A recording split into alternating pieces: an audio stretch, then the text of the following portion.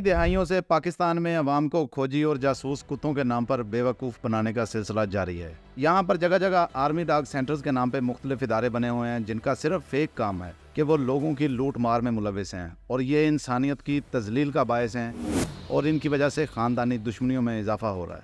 अक्सर इलाकों में आज भी कोई जुर्म होता है तो लोग अपने तौर पर इन कुत्तों की खिदमत हासिल करते हैं। कुत्तों को जाए वकुआ पे बुलाया जाता है, वहाँ पे चोर के पाँव के निशानात दिखाए जाते हैं या फिर वो कपड़े सूंघाए जाते हैं जिस पर चोर ने हाथ लगाया हो।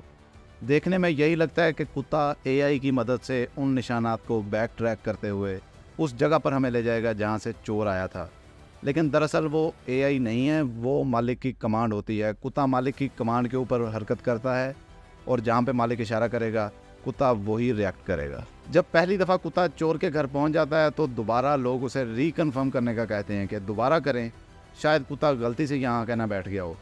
तो कुत्ते का मालिक दोबारा मुआवजा चार्ज करता है और कुत्ते को दोबारा चोरी की जगह पर लाकर छोड़ता है। कुत्ता दोबारा उन्हीं गलियों में से, उन्हीं मोहल्लों में से होता हुआ उसी घर में जाके दोबारा बैठ जाता है।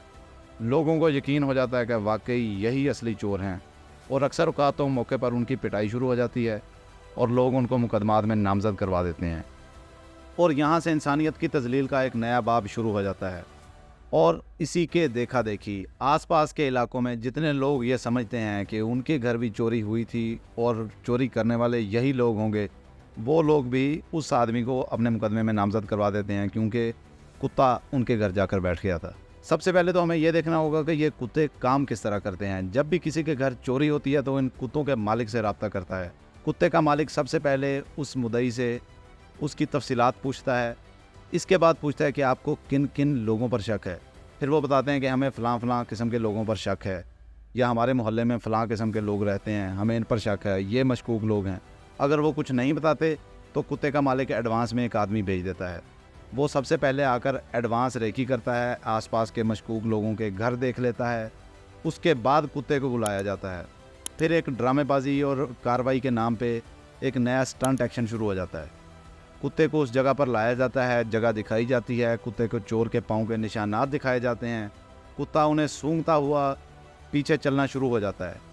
कुत्ते की रस्सी जो है मालिक के हाथ में होती है और पीछे पीछे सारा मोहल्ला और गांव उसके जा रहा होता है और किसी एक जगह पर जाकर कुत्ता बैठ जाता है। लोग यही समझ रहे हैं कि यही घर वाले चोर हैं, लेकिन दरअसल ये एक बहुत बड़ा फ्रॉड है।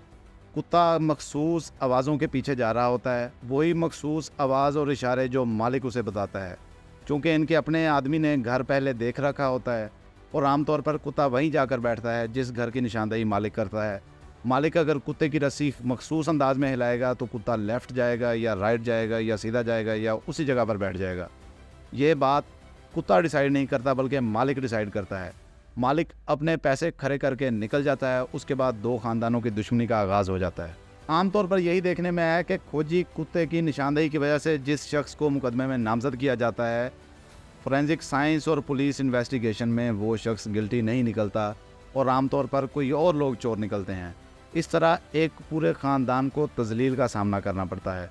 कुत्ते का मालिक अपने पैसे खरे करके रफू चक्कर हो जाता है, बाद में दोनों ख़ानदान आपस में लड़ते रहते हैं और ये दुश्मनियाँ नस्ल दर नस्ल चलती हैं।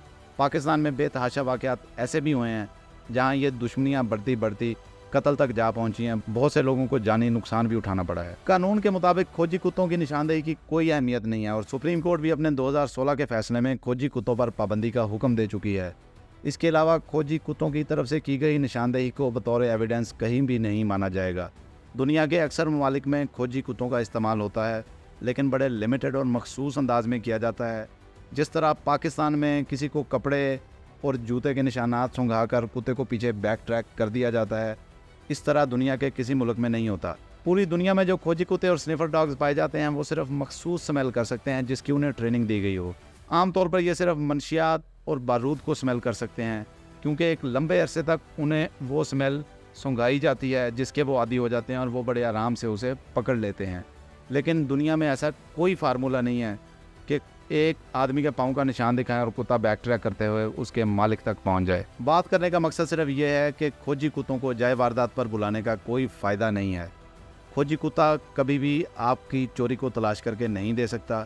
यह सिर्फ़ और सिर्फ किसी एक ख़ानदान की तज़हीक का बायस बन सकता है बेइज्जती का बायस बन सकता है, आपस में दुश्मनी पैदा कर सकता है। लिहाजा इनसे मोहतात रहें।